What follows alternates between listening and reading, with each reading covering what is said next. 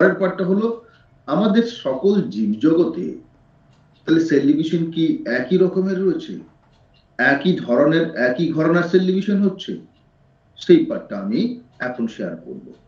তাহলে আমাদের কাছে বিভিন্ন ধরনের যে সেল ডিভিশন রয়েছে জীবজগতে, সেটাকে মুখ্যত আমরা তিনটে ঘরানায় ভাগ করতে পারি।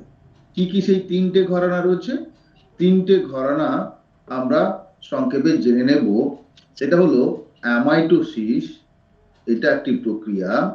আর একটা রয়েছে মাইটোসিস, আর একটা প্রক্রিয়া রয়েছে মিওসিস। তাহলে আমরা মূলত এখানে তিন ধরনের সেল ডিভিশনের কথা বলছি, যা জীবজগতে আমরা দেখতে পেয়ে থাকি। আমাদের কাছে এই পৃথিবীতে প্রথম যে সমস্ত জীবের উৎপত্তি ঘটেছিল তারা সবাই ছিল প্রোক্যারিওটিক। তাহলে প্রোক্যারিওটিক সবার আগে এই পৃথিবীতে আসে, প্রোক্যারিওটিক সেল অর্থাৎ আদিকোষ। এই প্রোক্যারিওটিক সেল বা আদিকোষের এক্সাম্পল তোমাদের আগেই আমরা বলেছি, যেমন ব্যাকটেরিয়া কিংবা সায়ানোব্যাকটেরিয়া, যাকে আমরা ব্লু গ্রিন অ্যালগি বলে থাকি। তাহলে এই সমস্ত যে জীবগুলো রয়েছে তাদের মধ্যে আমরা যে ধরনের সেল ডিভিশন প্রক্রিয়া পর্যবেক্ষণ করে থাকি তা হলো অ্যামাইটোসিস।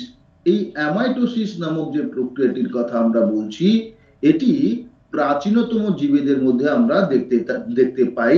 তাই এটিকে আমরা প্রিমিটিভ মোস্ট সেল ডিভিশন অর্থাৎ প্রাচীনতম কোষ বিভাজন বলে থাকি।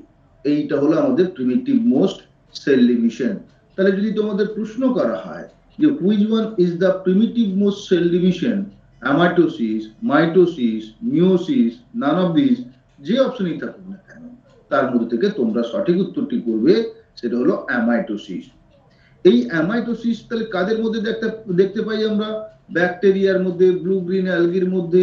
এই ধরনের নিম্ন শ্রেণীর যে সমস্ত উদ্ভিদেরা বা প্রাণীরা রয়েছে তাদের মধ্যে সাধারণত আমরা prokaryotic cell division, amitotic cell division, binary fission, এই ধরনের প্রক্রিয়া আমরা দেখতে পেয়ে থাকি, যেখানে নিউক্লিয় পর্দার কোনো সেভাবে অবলুপ্তি আমাদের দেখা যায় না, ক্রোমোজোমাল ফরমেশন তেমন ভাবে আমরা দেখতে পাই না। সেখানে একটি সেল সরাসরি দুটো সেলে, অর্থাৎ এইটা মনে করো একটা সেল, আমাদের এই সেলটির মধ্যে এইটা মনে করো তার নিউক্লিয়াস।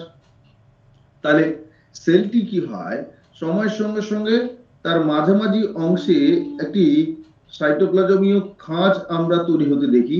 এই সাইটোপ্লাজমীয় যে খাঁজটা তৈরি হয়েছে, সেই খাঁজটি সেটি এতটাই এগোতে থাকে যা ক্রমশ নিউক্লিয়াসকেও আসলে সমানভাবে দ্বিখণ্ডিত করে ফেলে, এবং আলটিমেটলি দেখা যায় যে আমরা দুটো ডটার সেল বা অপত্য কোষ তৈরি হতে দেখি, যেখানে নিউক্লিয়াসটাও সমানভাবে ভাগ হয়ে গেছে।